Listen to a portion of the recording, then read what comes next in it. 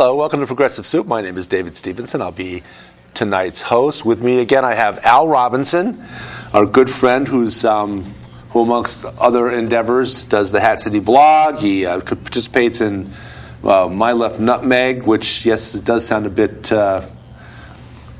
interesting in nature, but another good blog. And I was going to talk about the continuing saga of citizen journalism. And Al, thank you for joining me. Thank you very much for having me back on the show. I had a great time the last time. I'm happy I'm back here again. So tell us about how has citizen journalism changed in the last couple of years, if at all? Well, there's been a lot of dynamics in terms of citizen journalism, or citizen blogging, as I call it. When I started out, a little background into how I came about to be a blogger. Back in 2004, let's go back a little ways, John Kerry was running for president, and I saw, in my opinion, a very bad effort to demonize Mr. Kerry, and it was carried about by people who were manipulating the media and doing sound bites to get their point across about John Kerry, which was absolutely untrue. Yeah. I'm sure you remember the swift boating that was done towards him. And of course, however many years later, they apologized and said, by the way, they were wrong. Well, of course, they apologized after he lost the election. Yeah. But I felt that, given my background in journalism, given my background in photography, given my background in videography, that, hey, I'm a person with the ability to write, take photographs, and video. Maybe I should start a blog. And at that time, I was a huge fan of Daily Kos, which was one of the very first community blogs out there. And I read another site called America Blog, which is another one. It was still, to this day, one of my favorite blogs to read. And I said, wow, if this guy can do an America Blog, maybe I can do one based in Connecticut, and I'll call it Connecticut Blog. And that's how I started in 2005 with Connecticut Blog, which covered state politics. And I said to myself, wait, since I'm covering the state all the time, there's this mayor in Danbury who's making all this noise about illegal immigration out of nowhere. So you're focusing down, narrowing down. And I said, let's keep it real local, and let's talk about local politics, because this guy, out of nowhere, is talking about illegal immigration, and I never understood why. So, to make a long story short, there was a community meeting that was being held at the Broadview Middle School in 2005. I think it was around April. So I went there, and the mayor was holding a community forum about illegal immigration, or any topic you wanted to bring up. So I went there, and I said to the mayor, who didn't know me at the time, I said, Mayor Bowden, you're bringing up this whole thing about illegal immigration, you're making headlines, and I see you on CNN and all this stuff. And I said to him, has the crime rate in Danbury increased over the last couple of years? And luckily the police chief was there. And he said, no. I said, okay. I said, well, Mayor, you talked about the fact that, well, in your opinion, the fact that illegal immigration is draining on city resources. And I said, well, since you made that statement, I'm sure you wouldn't make that statement out of thin air. Can you give us an example of where illegal immigration is having a direct negative impact on the city of Danbury and the city resources? The first thing that came out of his mouth was Danbury Hospital. So I said, whoa, Danbury Hospital has nothing to do with the city of Danbury. Right. Zero. It's not funded by the city or anything like that. So after I asked those two questions, I kept my mouth shut, and I recorded the conversation, I recorded the meeting. And after the meeting was over, people came up to me like, thank you so much for asking those questions. This doesn't make a whole lot of sense. And I'm happy you not only asked those questions, but the response you got leads us to believe that this whole thing is about politics. So after was this what directly led to ICE, or is this something this directly led me to going back home and starting a blog called Hat City Blog. Yeah. That's where it started. And I started that blog because I felt, after leaving that meeting, I said, there's something wrong with this mayor. He's not being truthful to the people. And for some reason, there's no media holding him accountable, asking him pointed questions, not critical questions, just pointed questions. Yeah. There was nothing like that in Danbury. So I said, I'll start my own website and see what happens. And that started at Hat City Blog, and it went off like a bomb. It was very successful. And from there, Connecticut Blog and Hat City Blog, and eventually after the 2006 election, because, of course, I was following Ned Lamont and his campaign against Joe Lieberman in 2006, that made me very well known in the state. Eventually, after that election, I had the opportunity to acquire My Left Nutmeg, which makes me let me to be the current publisher of that publication. And since that time, I have ceased doing Connecticut Blog. I still do Hat City Blog, and I've been picked up by the News-Times. But that's what got me into citizen journalism. Primarily is that I want to give people a point of view about topics that are happening in this area that they don't necessarily hear or read in the mainstream media. So these blogs are a great platform to highlight things that are happening in the city that you don't necessarily read in the newspaper or on the radio. And more importantly, my big claim to fame was not necessarily the writing or the photography. It was about videotaping meetings, town hall meetings, city council meetings, any events that are happening in the area. Meetings that nobody has time to go to these things, so you allowed them the opportunity to firsthand experience actual city discussion and city politics in pretty close to real time. Yeah, and more importantly is, it's one thing to read a News-Times article about a city council meeting that's based upon one reporter's point of view. Right. And this reporter can be coming in, hey, I'm just doing a 9-to-5 job. I cover not only Danbury, but because News-Times is part of the Connecticut Post, the Greenwich Times, and these reporters don't have a lot of time to focus on Danbury. So they come in, they get on the phone, talk to a couple of people on the phone, and write the whole article from their desk. I, on the other hand, will go down to a city council meeting. I will videotape individuals on the dais making statements about various topics, and I will write a post based upon my opinion on what I feel about their comments. And the most important thing is, as I say all the time to you, I will give you my opinion, but I will make sure to give you documentation or evidence to back up what I'm saying so you can form your own opinion. In the case of a city council meeting, I would record the entire city council meeting, put it up online so you can watch the whole thing for yourself. At that time, that was done by nobody. Nobody was doing anything like that. So I provided a service for the people of Danbury. Sort of a local C-SPAN in a way. Yeah, to give the residents of the city of Danbury an opportunity to see how their local government is working. Now, you can agree or disagree with what I have to say. Personally, I can care less. That's not my point. My point is to provide you access, transparency into local government in a way that wasn't done before. Now we're in a different era. We're in a different time where you have social media taking things over, such as Twitter, Facebook. They were around, but they weren't big in 2006, 2007. Now they are a main form of communication. So the whole concept of blogging is a lot different. You have what's called microblogging, or they call it Web 2.0. There's other ways to do things in terms of getting information, opinionated information out there immediately, to the point where that blogs are a lot slower than Twitter, than Facebook. Do they do any? What can you accomplish on Twitter though in 140 characters? You can accomplish a lot on Twitter with 140 characters. You can do a live tweet, which means you can do a series of tweets on an event. There are reporters, for instance, or even sports reporters. If sports reporters is a great example. There's a reporter who works for the Danbury News-Times. He's a good friend of mine, a great colleague. We worked together with the New York Jets many years ago. His name is Rich Gregory.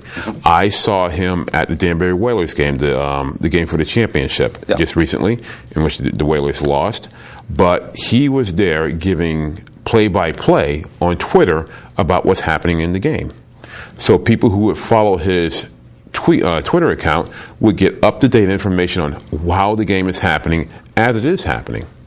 So in that sense, Twitter and Facebook are very good for giving you almost instantaneous, up-to-date information on what's happening, whether it's a sports event or a political event or any events that you want to think of. Interesting. Yeah, so I always thought Twitter to be kind of snippets that really didn't convey the whole idea the way that watching a complete video would be. Well, the great thing about Twitter is that, and I like the fact that it limits you to a certain amount of characters, so that it really makes you think about what you're posting and make it as concise as possible.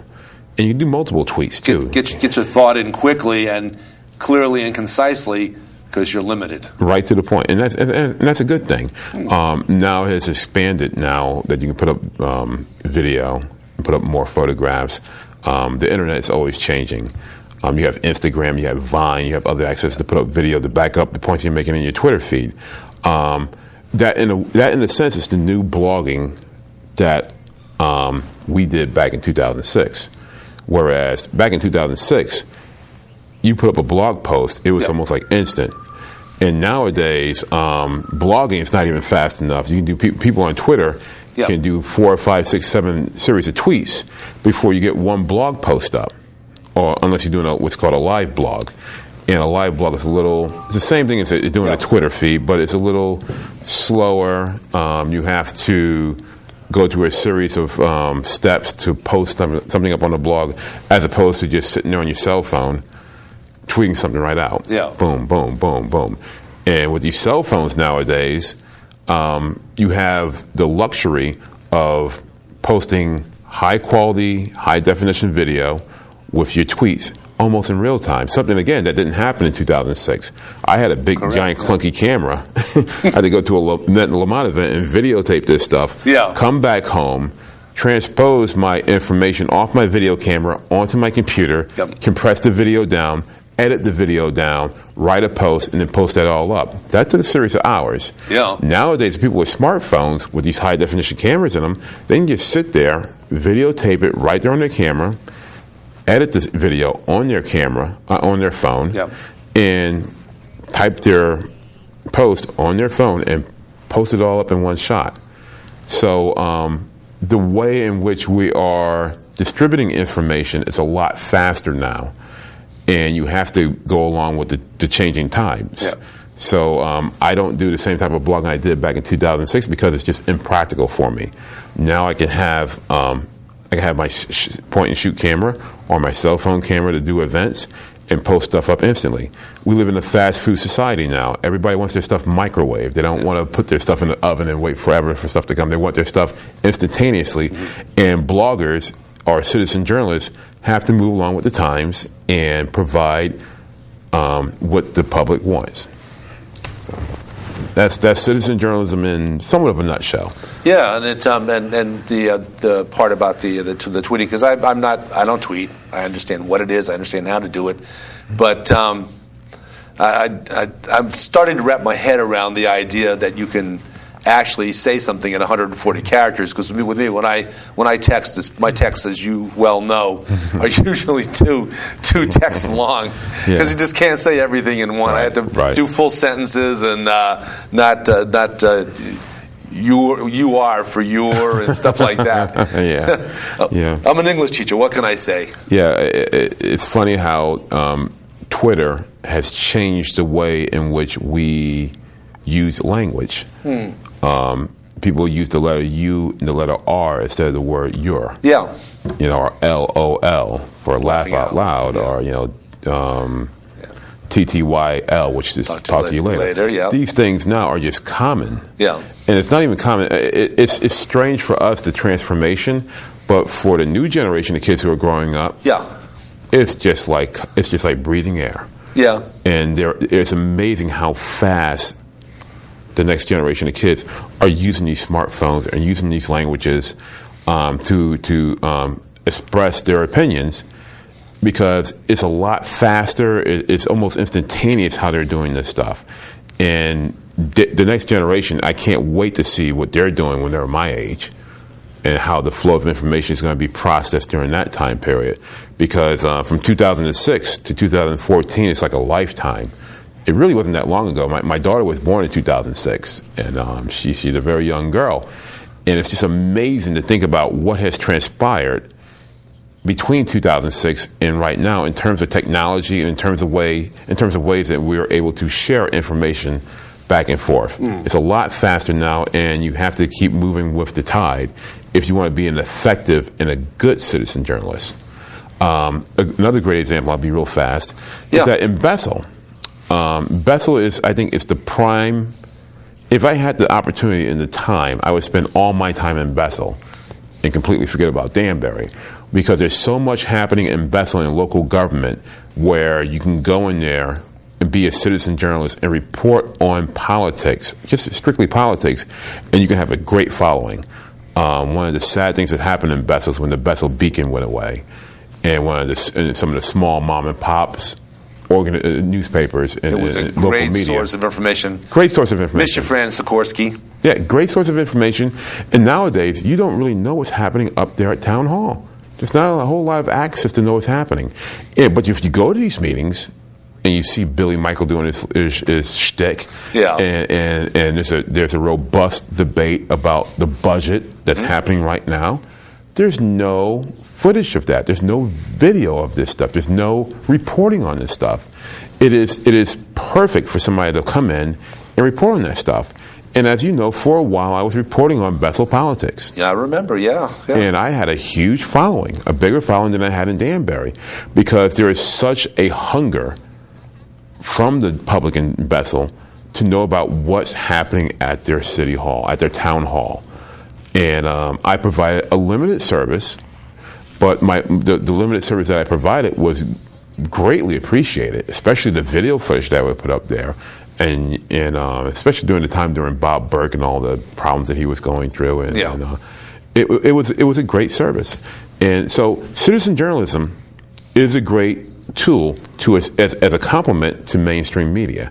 Citizen journalism can give you areas of access that you won't necessarily get from the mainstream media. And another thing about citizen journalism is that a citizen journalist is more, just by the nature in which you have to put a lot of work into it, they're very passionate about what they're doing. And if you're a really good citizen journalist, you have to be passionate about it, because you're taking a lot of time from your life and your family to do this thing. Absolutely, So you better be real about what you're doing and do it to the best of your ability, or else you're just wasting your time.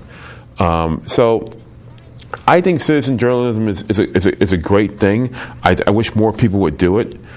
The younger, the better. Or at least to divide it up, because, as you know, many hands make light work for each individual. So if you have people that had niche interests within the realm of citizen journalism.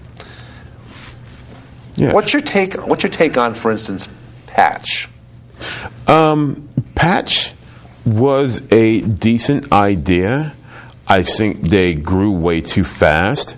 I think they dumped. I think it was America Online dumped a lot of money into this and just said, "Hey, go nuts." And you just can't do that. There are some patches that did a really, really good job. I think the Bethel patch was halfway decent. I think the Ridgefield patch was phenomenal. Really was phenomenal. They did a very good job covering politics, covering local news in that area. The problem you run into is when you just throw money out there and you just don't care, and you throw money out there, you might get individuals who's receiving that money who aren't very good in citizen journalism or reporting on that type of level. There are certain mainstream journalists that went over to the patch who just didn't make the cut, because in mainstream media you have a deadline, and the paper comes out the next day. The patch is different; it's instantaneous. So we can't wait a whole night for this article. We have to have this thing right now, and it has to come out right now. And once it's done, you got to get to the next story. You got to keep moving. The grind is very hard, especially on something such as the patch, which is like you're trying to make money off of this. You have to be updated immediately in order to attract an audience, and it's very difficult to do. How do you avoid being overwhelmed by the whole process? And your time is limited. How do you figure out how to budget your time when you're doing something that's that demanding? You have to look at the big picture and say, hey, I can't do everything. For instance, I'm involved in politics. My angle is politics. Yep. So I have to say to myself, I can't attend every single meeting. I have to pick and choose which meetings I go to and cover those and forget the other ones. For instance, I would refuse to cover any city council meetings because it's a dog and pony show. Mm-hmm. They already know what they're going to do before they walk in there. Yeah, they have a meeting in advance, as I understand it. They have everybody gets their lines. Yeah, and then everybody gets their lines and their whole spiel. Who wants to sit there and watch that? It's garbage. You're learning nothing about the process there. It's all staged. It's always been staged. But if you go to an ad hoc committee meeting, an ad hoc committee meeting is a subcommittee of the city council. Let's say you have a proposal to increase the city budget or the mill rate by, let me change that. Let's say you have a proposal to install a parade ordinance that says, hey, you can't have more, if you have a group of 25 or more people going up and down the street, you have to have a permit. There would be a ad hoc committee formed to address that specific proposal and iron out all the details before it goes to the city council dog and pony show. Yep. The ad hoc committee is what you want to watch. That's the one where they're not speaking lines. They're not speaking lines. They're getting down to the nitty gritty and trying to iron that stuff out. That's where you want to have a camera in.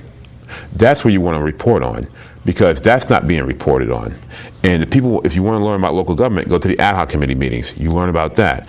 If you want to learn about land use meetings, if you're upset, for instance, that this building popped up out of nowhere, it's like, how in the world this building come? Who allowed this to happen?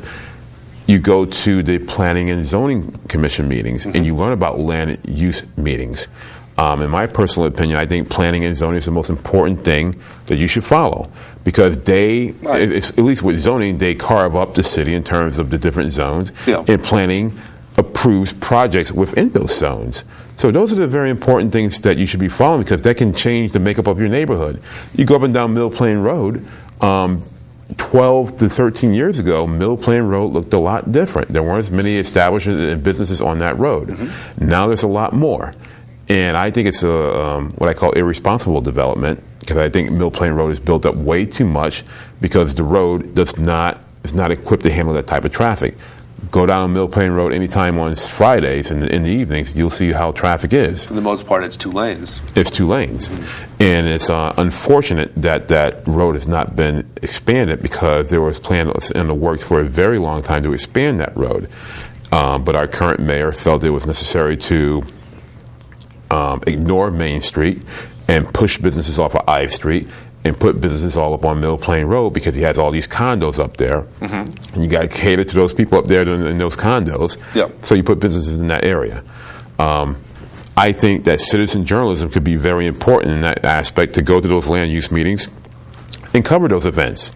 At least when I did that, it had a big impact, because people who were against certain projects were able to see what was going on in the meetings, and then come down at the next meeting and respond to stuff that they saw on my video or in my postings. So again, you have to pick and choose what you want to follow, whether it's education, land use meetings, city council, the Richter Park Authority, Terry Weil. You have to pick and choose what you want to do. The great thing about citizen journalism is that you're your own boss. You can do whatever you want. As long as you do it well, that's all that matters. It's a hobby, but it's a hobby in a non-paying hobby, pretty much. But like you say, you can have an impact and help out a lot of people that don't have the time to actually go to these things, and they can learn a lot in front of their television. And it's not just politics. Or don't get me wrong. Screen. Not just politics. One of my favorite blogs in Danbury was called Main Street Danbury. It was a wonderful blog, and I encourage everybody to go take a look at it. And maybe once I get a copy of this show here, I'll post it up on my website, and I'll give a link to Main Street Danbury. Main Street Danbury is simply a blog that a wonderful woman created, that just talked about the buildings that were on Main Street. There's a rich history of Danbury. Absolutely. And each one of the buildings that you see up and down Main Street has a history behind it. So she went and photographed basically almost every single building on Main Street and talked about the history of these buildings. And a lot of them, and really, most of them, if not, a lot of them, if not most of them, are still there. Most of them are still there. Ones that are buildings that are well over 100 years old. Yeah, or if not more. Yeah. And there are some buildings that are no longer there. Mm-hmm. And she goes into the history of that. She says, hey, look at this plot of land. There was a building here. Or she'll say, this building here that houses this establishment used to be this establishment this many years ago. It's a great history of Danbury that you might not necessarily know if it wasn't for citizen journalists taking the time out of their schedule. Again, like you said, they're not getting paid to do this, but Main Street Danbury was a great site in which she took time out of her schedule to go and explain to the public what these buildings were all about. And it's a great history with the city of Danbury that people might not necessarily know. An exciting, vibrant history. Yeah, I mean, people might not even know that Bethel and Danbury. That Bethel was a part of Danbury until at one point in time. 1858, I believe, they divided off.